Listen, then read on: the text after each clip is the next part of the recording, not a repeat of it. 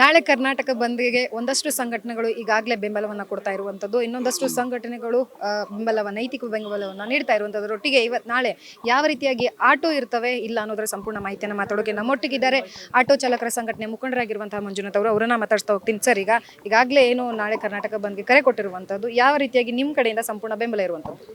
ನಾಳೆ ನಡೆಯತಕ್ಕಂಥ ಕರ್ನಾಟಕ ಬಂದ್ಗೆ ಸಂಪೂರ್ಣವಾದ ಬೆಂಬಲವನ್ನು ಸೂಚಿಸಿದ್ದೇವೆ.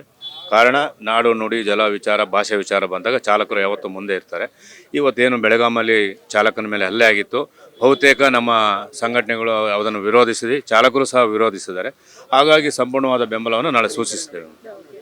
ಸರ್, ಎಷ್ಟು ಬೆಂಗಳೂರಿನಲ್ಲಿ ಆಟೋಗಳು ಇರುವಂತಹದ್ದು? ಬೆಂಗಳೂರು ನಗರದಲ್ಲಿ 2,10,000 ಆಟೋ ರಿಕ್ಷಾಗಳಿದೆ, 3 ಲಕ್ಷ ಟ್ಯಾಕ್ಸಿಗಳಿದೆ, ಗೂಡ್ಸ್ ಆಟೋಗಳು 3 ಲಕ್ಷ ಹತ್ತಿರ ಇದೆ.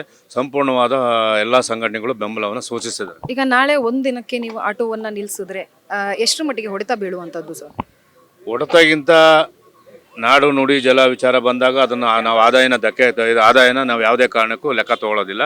ಹಾಗಾಗಿ ಚಾಲಕ ಬಂಧುಗಳು, ರೈತಾಪಿ ಕುಟುಂಬಗಳು ಬಂದವರು ಈ ಜಲ ವಿಚಾರ ಬರಲಿ, ನಾಡಿನ ವಿಚಾರ ಬರಲಿ, ಎಲ್ಲರೂ ಸಹ ಮುಂದಾಗಿ ನಿಂತ್ಕೊಂಡು ಅದನ್ನು ಸಂಪೂರ್ಣವಾದ ಯಾರನ್ನ ಕನ್ನಡ ಪರವರು ಕರೀಲಿ, ಅದು ವಾಟಾಳ್ ನಾಗರಾವ್ ಇರ್ಬೋದು, ಸಾರಾ ಗೋವಿಂದರ್ ಇರ್ಬೋದು, ಪ್ರತಿಯೊಬ್ಬರೂ ಅವರು ಕರೆದು ಬಹುತೇಕ ಅವರೆಲ್ಲ ಬಂದ್ಗೆ ಏನು ಇವತ್ತು ನಾಡಿನುಡಿಗೆ ಓಡಾಡ್ತಾರೆ ಅಂಥವ್ರಿಗೆ ಸಂಪೂರ್ಣವಾದ ಬೆಂಬಲ ಸೂಚಿಸೋದು ನಮ್ಮ ಕೆಲಸ ಇರ್ತದೆ. ಈಗ ನಾಳಿನ ಬಂದ್ಗೆ ನಿಮ್ಮ ಆಟೋ ಚಾಲಕರ ವತಿಯಿಂದ ಯಾವ ರೀತಿಯಾಗಿ ಬೆಂಬಲ ನೀಡ್ತಾ ಇದ್ದಾರೆ? ಅಂದರೆ ನಾಳೆ ಸಮಸ್ಯೆಗಳಾಗುವಂಥ ಸಾಧ್ಯತೆ ಇದೆ, ಯಾವ ರೀತಿಯಾಗಿ ರೆಡಿ ಆಗಿದ್ದಾರೆ ಸರ್? ನಾಳೆ ಬಹುತೇಕ ಬೆಂಗಳೂರು ನಗರದಲ್ಲಿ ಬೆಳಗ್ಗೆ 6ರಿಂದ ಸಂಜೆ 6ವರೆಗೂ ಆಟೋ ರಿಕ್ಷಾನ ನಿಲ್ಲಿಸ್ತಾರೆ.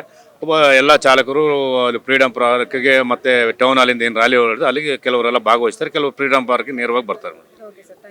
ಸೊ ಇದಿಷ್ಟು ಏನು ಆಟೋ ಚಾಲಕರ ಸಂಘಟನೆ ಮುಖಂಡರಾಗಿರುವಂತಹ ಮಂಜುನಾಥ್ ಅವರ ಮಾತಾಗಿತ್ತು. ಒಂದಷ್ಟು ಆಟೋ ಚಾಲಕರು ಬಂದು ಸಂಪೂರ್ಣವಾಗಿ ಭಾಗಿಯಾಗ್ತಿದ್ದಾರೆ. ನಾಡು ನುಡಿ ಜಲ ಅಂತ ಬಂದಾಗ ನಾವೆಲ್ಲ ಒಂದು ಅನ್ನುವಂತಹ ಮಾತು ಅವ್ರದ್ದಾಗಿತ್ತು. ಕ್ಯಾಮ್ರಾ ಪರ್ಸನ್ ಸಾಗರ್ ಜೊತೆ ಲಕ್ಷ್ಮೀ ಬಾಗಲಕೋಟೆ, ಅಶ್ವಗ್ ನ್ಯೂಸ್, ಬೆಂಗಳೂರು.